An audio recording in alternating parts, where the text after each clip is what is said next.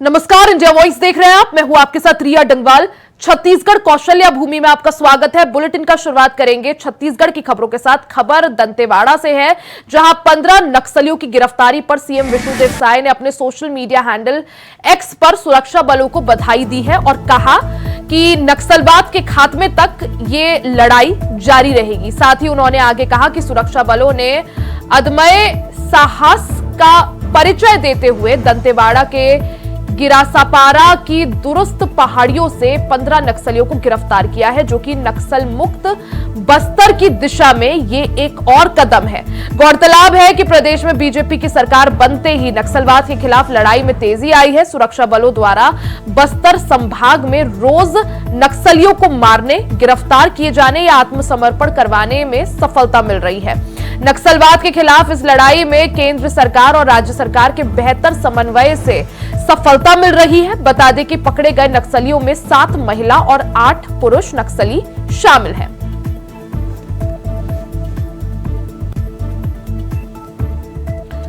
ज्यादा जानकारी के लिए संवाददाता मनोज शुक्ला हमारे साथ रायपुर से जुड़ गए हैं। मनोज, जिस तरह से जब से भारतीय जनता पार्टी की सरकार छत्तीसगढ़ में बनी है, मुख्यमंत्री विष्णुदेव साय ने कमान संभाली है, तब से ताबड़तोड़ कार्रवाई नक्सलवादियों के खिलाफ जारी है। एक और मुठभेड़ में 15 नक्सलियों को गिरफ्तार किया गया है। क्या जानकारी, क्या अपडेट? जी रिया, बिल्कुल रिया, आपको बता दें कि छत्तीसगढ़ में जब से बीजेपी की सरकार विष्णुदेव साय के नेतृत्व में सरकार बनी है, तब से नक्सलियों को लेकर छत्तीसगढ़ में एक नई पहल देखने को मिल रही है। ऐसा माना जा रहा है कि छत्तीसगढ़ से निश्चित रूप से जिस हिसाब से, जिस प्रकार से छत्तीसगढ़ सरकार विष्णुदेव साय के नेतृत्व में सरकार नक्सलियों को लेकर काम कर रही है, तो निश्चित रूप से आने वाले समय में नक्सलवाद का खात्मा छत्तीसगढ़ से देखने को मिलेगा। इसी कड़ी में आपको बता दे रिया कि अभी 15 नक्सलियों को पकड़ने में पुलिस के जवानों को बड़ी सफलता हासिल हुई। ऐसा माना जा रहा है कि लगातार आए दिन, हर दिन जो है नक्सलियों के मारे जाने की खबर मिल रही है, नक्सलियों के आत्मसमर्पण की खबर मिल रही। तो कहीं न कहीं निश्चित रूप से छत्तीसगढ़ सरकार की नक्सलियों को लेकर सराहनीय कदम जारी है, लगातार देखने को ऐसा मिल रहा है जी। और साथ ही मनोज, जिस तरह से मुख्यमंत्री विष्णुदेव साय हो या उप मुख्यमंत्री हो, दोनों ही जमकर जो है सुरक्षा बलों की तारीफ भी करते नजर आते हैं, एक्स पर पोस्ट भी करते हैं और सुरक्षा बलों का जो साहस है वो भी बढ़ाते हैं। जी बिल्कुल रिया, जिस हिसाब से सुरक्षा बलों का नक्सलियों को लेकर जो लगातार कामयाबी मिलती देखी जा रही है, तो निश्चित रूप से बधाई के पात्र सुरक्षा बल है। इसी कारण जो है उनका मनोबल भी बढ़ाया जा रहा है। अगर उनका मनोबल डाउन कर दिया जाएगा तो फिर वो लड़ाई नहीं लड़ पाएंगे। और आपको बता दे रिया कि छत्तीसगढ़ में जो नक्सलवाद एरिया है, वो पूरा बस्तर बेल्ट जो है वो पूरा घने जंगलों से होकर गुजरता है। तो ऐसे में कहीं न कहीं अपने जवानों को काफी दिक्कतों का सामना करना पड़ता है। आए दिन जो है उनको वहां पर सर्चिंग करने में दिक्कतें आती हैं। वहाँ सब बुनियादी सुविधाओं का काफी अभाव है, इस कारण जवानों को काफी दिक्कतों का भी सामना करना पड़ता है। ऐसे में अगर जवानों का हौसला अफजाई नहीं किया जाए, लेकिन मनोज, वजह क्या माने? जिस तरह से अभी हाल ही में हम देख रहे हैं, कुछ 3-4 महीनों से लगातार नक्सलवाद के खिलाफ एक तरह से सरकार ने जो मुहिम चलाई है, इसकी वजह क्या माने कि उसमें इतनी कामयाबी मिल रही है? रोजाना यही खबरें आ रही हैं, कभी या तो किसी नक्सली को गिरफ्तार किया जा रहा है या फिर कुछ नक्सली खुद जो है आत्मसमर्पण कर रहे हैं। आखिर इसकी वजह क्या? जिस तरह से जो राज्य और केंद्र सरकार जो आपस में मिलकर समन्वय के साथ काम कर रही है, ये इसकी वजह माने? जी जी बिल्कुल रिया, आपको बता दें कि छत्तीसगढ़ में जब लोकसभा चुनाव कर लीजिए या विधानसभा चुनाव में जब यहाँ पर गृह मंत्री अमित शाह देश के आए थे, तो उन्होंने जनता से वादा किया था कि हम छत्तीसगढ़ को नक्सलवाद से मुक्त करेंगे। तो कहीं न कहीं इन्हीं सब बातों को लेकर छत्तीसगढ़ सरकार के साथ साथ केंद्र सरकार की भी संयुक्त पहल से ये जो हो रहे नक्सलवाद का खात्मा हो रहा है, चाहे नक्सलियों को समर्पण की बात कह ली जाए, तो कहीं न कहीं उन पर दबाव बन रहा है। ऐसे में नक्सलियों को यह आभास होता जा रहा है कि अगर हम समर्पण नहीं करेंगे तो हम मारे जाएंगे। तो निश्चित रूप से कहीं न कहीं अब नक्सलियों के मन में हताशा की भावना आ चुकी है। तो ऐसे में सरकार के लिए यह अच्छी पहल मानी जा रही है। जी बिल्कुल, यानी नक्सलियों के खिलाफ ताबड़तोड़ कार्रवाई जारी है। इस बीच अच्छी खबर, 15 नक्सलियों को यहां पर गिरफ्तार किया गया, जिसकी सराहना सीएम विष्णुदेव साय ने भी की है। मनोज, आप बने रहिएगा, आगे भी आपसे चर्चा करेंगे। वही खबर रायपुर से है, जहां सीएम विष्णुदेव साय ने प्रदेश में विकास को लेकर सरकार के काम गिनाए। सीएम विष्णुदेव साय ने कहा कि सरकार को ध्येय मानकर लोगों के हित के काम करने में जोर शोर से ये सरकार जुटी है। इसका परिणाम है कि सरकार के काम का सकारात्मक असर भी देखा जा रहा है, जिसका उदाहरण है कि गरियाबंद जिले के मैनपुर विकासखंड का छिंदौला गांव, यहां रहने वाली पिछड़ी कमार जनजाति ने आजादी के 75 सालों बाद बिजली की रोशनी के दर्शन किए। गांव के कमार बस्ती में पहली बार बिजली पहुंची, जिससे ग्रामीण बेहद खुश हैं। इसके लिए ग्रामीणों ने न केवल मुख्यमंत्री विष्णुदेव साय का आभार भी जताया, बल्कि मीडिया के माध्यम से उन्हें अपने गांव आने का न्योता भी दिया।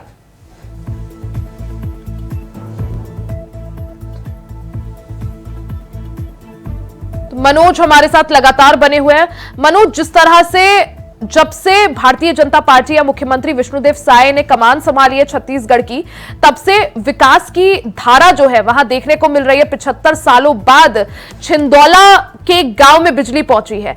आखिर क्या वजह माने इसकी कि 75 साल लग गए उस गांव तक बिजली पहुंचाने के लिए? जी जी रिया बिल्कुल। रिया, आपको बता दें कि छत्तीसगढ़ के कई गांव या संभाग कह लिया जाए जो नक्सलवाद की चपेट में शुरू से, इसको माना जा सकता है कि आजादी के बाद से जो है जहां पर अभी भी इंसानों के लिए और जनता की बुनियादी सुविधाएं उन तक अभी तक नहीं पहुंच पाई हैं, तो इसमें सबसे बड़ी रुकावट नक्सली ही माने जाते हैं। तो ऐसे में कहीं न कहीं 75 साल बाद जिस गांव में रोशनी देखने को मिली है, स्वाभाविक सी बात है कि वहां की जनता खुश होगी। और आपको महत्वपूर्ण बात बता दें कि विष्णुदेव साय जो छत्तीसगढ़ के मुख्यमंत्री हैं, वो खुद आदिवासी समाज से आते हैं, तो कहीं न कहीं आदिवासियों को लेकर बड़ी पहल उन्होंने की है, जिससे जो है उस गांव में बिजली 75 साल बाद पहुंची है और वहां गांव जो है रोशनी से जगमगा गया। तो जिसको लेकर गांव की जनता ने खुशी जाहिर करते हुए मुख्यमंत्री विष्णुदेव साय को न्योता दिया है कि वो हमारे गांव में आकर बिजली का शुभारंभ करें। तो ऐसा माना जा रहा है कि निश्चित रूप से विष्णुदेव साय गरीबों के लिए और आदिवासियों के लिए काफी हितकर साबित हो रही है। यानी विकास का काम जो है काफी तेजी से छत्तीसगढ़ में देखने को मिल रहा है। विकास की बयार यहाँ पर बह रही है। जिस गांव में मनोज बिजली पहुंची है, ऐसे में ग्रामीणों का क्या कुछ कहना है, उनका क्या कुछ रिएक्शन? रिया, आपको बता दे रिया कि ग्रामीणों का साफ तौर पर कहना था कि हम लोग बिजली के लिए जो है दर दर भटके हैं और कितने धरना प्रदर्शन किए हैं, लेकिन आज तक कहीं सुनवाई नहीं हुई। जब से विष्णुदेव साय सरकार बनी तब से उनकी बातें जो है रखी गई और तत्काल उनको राहत देते हुए बिजली का काम जो है पूरा हो पाया और गांव में रोशनी से पूरा गांव जगमग हुआ। तो ऐसे में वो लोग विष्णुदेव साय का आभार भी व्यक्त करना चाहते हैं, पूरे गाँव वासी। जी मनोज, जिस तरह से मुख्यमंत्री विष्णुदेव साय को भी ग्रामीणों ने न्योता भेजा है, गांव आने के लिए बोला गया है, बुलावा दिया है, इसको लेकर और क्या जानकारी?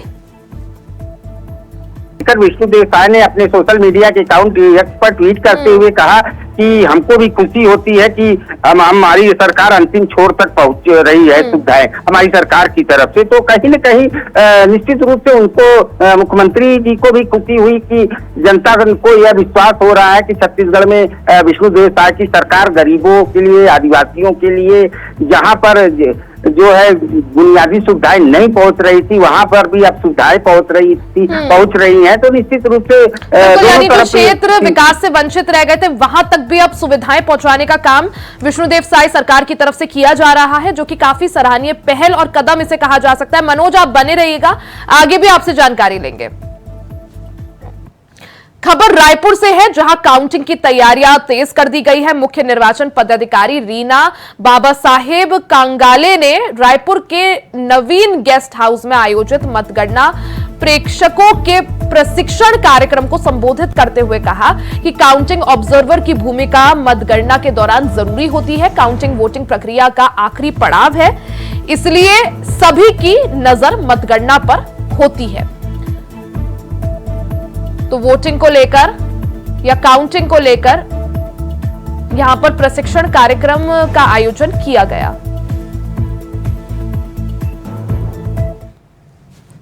वहीं कांग्रेस नेता राहुल गांधी के मेक इन इंडिया वाले बयान पर प्रदेश के वित्त मंत्री ओपी चौधरी ने पलटवार किया है। उन्होंने कहा कि भारत मैन्युफैक्चरिंग हब बन रहा है, देश विकसित राष्ट्र के मिशन पर आगे बढ़ रहा है। इस बात को कांग्रेस के लोग पचा नहीं पा रहे हैं, इसलिए अनर्गल बयानबाजी कर रहे हैं।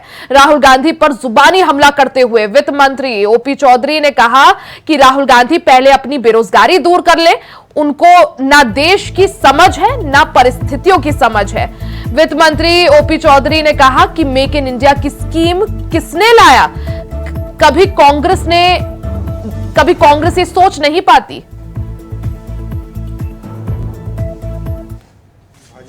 देश को बांटने का काम किसने किया? आज़ादी के समय सब लोगों ने देखा है कि कांग्रेस के कारण देश का विभाजन, कांग्रेस की एक बड़ी भूमिका रही जिसमें देश का विभाजन हुआ।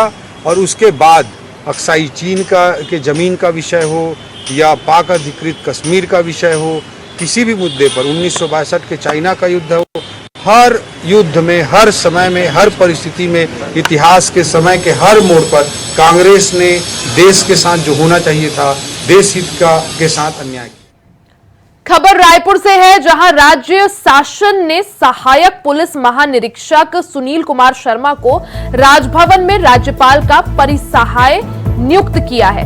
इसका आदेश गृह विभाग मंत्रालय महानदी भवन से जारी किया गया है। आदेश में कहा गया है कि भारतीय पुलिस सेवा के अधिकारी सुनील कुमार शर्मा इस पद पर अस्थायी रूप से आगामी आदेश पर पदासीन रहेंगे।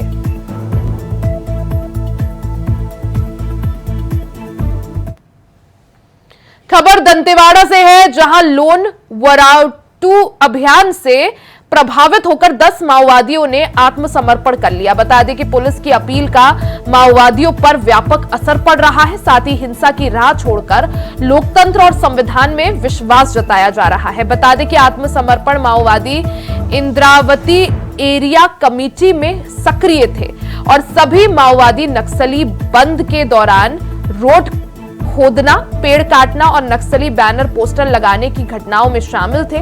तो वहीं इस अभियान के तहत अब तक 180 इनामी माओवादी सहित कुल 815 माओवादियों ने आत्मसमर्पण कर दिया है।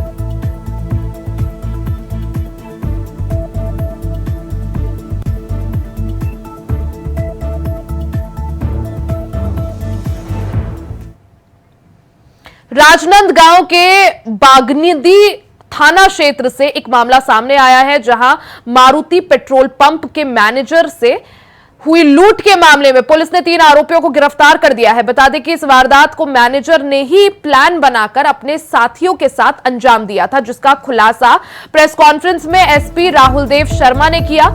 एसपी से मिली जानकारी के मुताबिक बताया जा रहा है कि 11 महीने से मारुति पेट्रोल पंप में काम करने वाले मैनेजर ने रिपोर्ट दर्ज कराई, जिसके बाद पुलिस मामले की जांच में जुट गई। फिलहाल पुलिस ने तीनों आरोपियों से लूट की रकम में से 13,40,000 रुपए नकद और घटना में प्रयुक्त स्विफ्ट कार और चाकू भी जब्त कर लिया है। षड्यंत्र और झूठी रिपोर्ट लिखाने सहित विभिन्न धाराओं के तहत मामला दर्ज हुआ है, जिसके बाद मैनेजर को गिरफ्तार कर लिया गया है और न्यायालय में पेश किया गया है, जहां से आरोपियों को जेल भेज दिया गया है।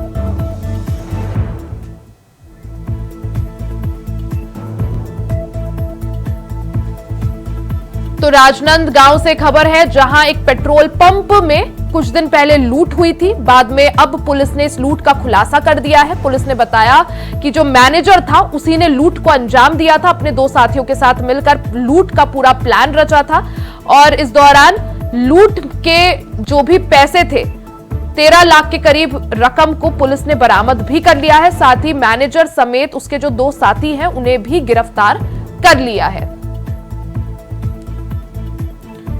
तो राजनांदगांव से पूरा मामला, जहां एक पेट्रोल पंप में लूट की घटना को अंजाम दिया जाता है, वहीं पुलिस ने इस मामले का खुलासा करते हुए पेट्रोल पंप मैनेजर और उसके 2 साथियों को गिरफ्तार किया है।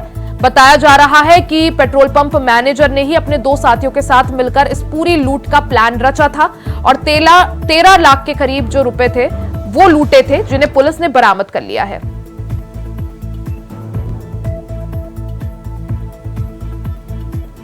मनोज हमारे साथ लगातार बने हुए हैं। मनोज, जिस तरह से पुलिस ने पेट्रोल पंप में हुई लूट का खुलासा कर दिया है, क्या जानकारी, क्या अपडेट इसको लेकर? जी रिया, आपको बता दें रिया कि पेट्रोल पंप का मैनेजर ही इस लूट का मास्टरमाइंड निकला और पुलिस ने जब इसका खुलासा किया तो राजनांदगांव के पुलिस उपाधीक्षक जो है वो राहुल देव शर्मा जी, उन्होंने कल प्रेस वार्ता कर इस मामले का पूरा खुलासा, और पुलिस को कहीं न कहीं बड़ी कामयाबी मिली है कि 12 घंटे के अंदर इस मामले का पूरा पर्दाफाश कर दिया, और इसमें मैनेजर ही लूट का अभियुक्त शामिल हुआ। तो ऐसे में कहीं न कहीं अब कर्मचारियों के ऊपर भी भरोसा नहीं रह गया है, और मैनेजर ने पूरी घटना को अंजाम देने के लिए पूरा षड्यंत्र रचा था अपने 2 साथियों समेत। और आपको बता दें कि मैनेजर जो राजस्थान का रहने वाला है, वो अपने 2 मित्रों के साथ मिलकर यह घटना को अंजाम दिया था, जिसमें पुलिस को 13,40,000 रुपया नकदी और एक स्विफ्ट कार, जो वारदात में अंजाम देने के लिए स्विफ्ट कार शामिल थी, उसको गिरफ्त में ले लिया और एक चाकू बरामद किया है। जी, जिस तरह से पुलिस ने इस पूरे मामले का खुलासा कर दिया है मनोज, अब आगे क्या कुछ कदम उठाए जाएंगे, क्या कुछ कार्रवाई? जी रिया, आपको बता दें कि पुलिस ने उन पर धाराओं, ये जो घटना है, घटना की प्रयुक्त में जो धाराएं लगती है, वो धाराओं के तहत उनका चालान और धोखाधड़ी का मामला भी उसमें दर्ज किया है। तो ऐसे में पुलिस ने उन पर कार्रवाई करके उनको जेल रवाना कर दिया। जी ठीक है मनोज, आप नजर बनाए रखें, बहुत बहुत शुक्रिया जानकारी के लिए।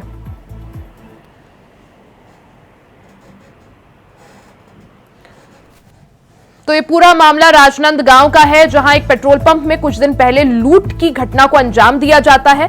बाद में पुलिस ने इस घटना का खुलासा करते हुए पेट्रोल पंप मैनेजर और उसके 2 साथियों को गिरफ्तार कर लिया है। वहीं छत्तीसगढ़ में नौतपा का कहर देखने को मिल रहा है। रायपुर में घरों में एसी और फ्रिज में भी ब्लास्ट होने लगे हैं। नौतपा के चौथे दिन रिकॉर्ड तोड़ गर्मी पड़ रही है। वहीं मुंगेली और महासमुंद में सूरज जैसे आग उगल रहा था। मुंगेली समेत कई जिलों में पारा 47 डिग्री सेल्सियस के पार पहुंच गया है। मौसम विभाग का कहना है कि 2015 यानी 7 साल बाद नौतपा में इतनी भीषण गर्मी पड़ रही है। तो रायपुर से खबर है, आपको बता दें कि छत्तीसगढ़ में भी नौतपा का कहर देखने को मिल रहा है। आज नौतपा का 5वां दिन है। ऐसे में छत्तीसगढ़ की बात करें तो 47 डिग्री से ज्यादा का तापमान बना हुआ है। लोगों का गर्मी से बुरा हाल यहां पर देखने को मिल रहा है।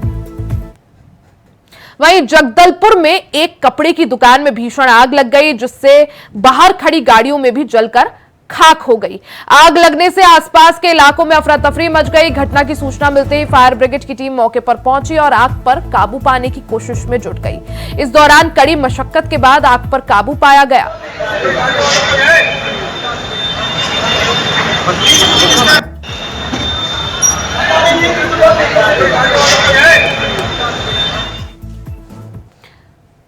छत्तीसगढ़ के गौरेला नगर पंचायत से एक मामला सामने आया है, जहां एंटी करप्शन टीम ने सहायक राजस्व निरीक्षक अरविंद गुप्ता को 8,000 की रिश्वत लेते हुए रंगे हाथों गिरफ्तार कर लिया है। बता दें कि सहायक राजस्व निरीक्षक अरविंद गुप्ता ने शिकायतकर्ता रविशंकर गुप्ता से मकान बनाने के लिए और भवन अनुज्ञा जारी करने के एवज में रिश्वत की मांग की थी, जिसके बाद एसीबी ने जाल बिछाकर उसे रंगे हाथों पकड़कर गिरफ्तार कर लिया और उसके खिलाफ धारा 7 पीसी एक्ट के तहत कार्रवाई की जा रही है। अभी एक शिकायत प्राप्त हुई है बांदे कॉलोनी, जो अंग्रेजी मदिरा दुकान है सरकारी, उसके पास में एक दुकान संचालित है, जहां पर कल आबकारी विभाग के द्वारा रेड कार्रवाई की गई थी। रेड की कार्रवाई के दौरान वहां उपस्थित बच्चों से और महिलाओं से दुर्व्यवहार और छेड़छाड़ का। कांकेर जिले के पखांजूर में आबकारी विभाग के दोनों दरोगा के ऊपर नाबालिग लड़कियों के साथ अभद्रता करते हुए छेड़छाड़ करने का आरोप लगा है। बता दें कि सोशल मीडिया पर एक वीडियो वायरल हुआ है, जिसमें दिखाई दे रहा है कि आबकारी विभाग के दरोगाओं ने वीडियो बना रहे नाबालिग लड़की के साथ हाथापाई करते हुए मोबाइल छीन लिया और कार्रवाई करने की धमकी दे रहे हैं। हालांकि हम यानी इंडिया वॉइस इस वीडियो की पुष्टि नहीं करता है।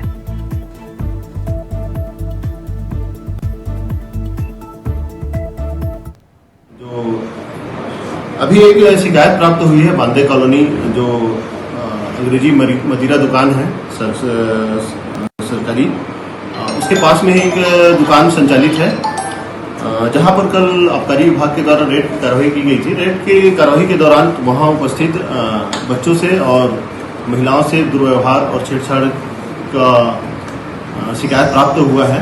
अभी वरिष्ठ अधिकारियों को अवगत कराकर इस पर अग्रिम वैधानिक कार्रवाई की जाएगी। इसी के साथ छत्तीसगढ़ की खबरों में फिलहाल के लिए सिर्फ इतना ही। खबरों का सिलसिला जारी रहेगा, बने रहे हमारे साथ।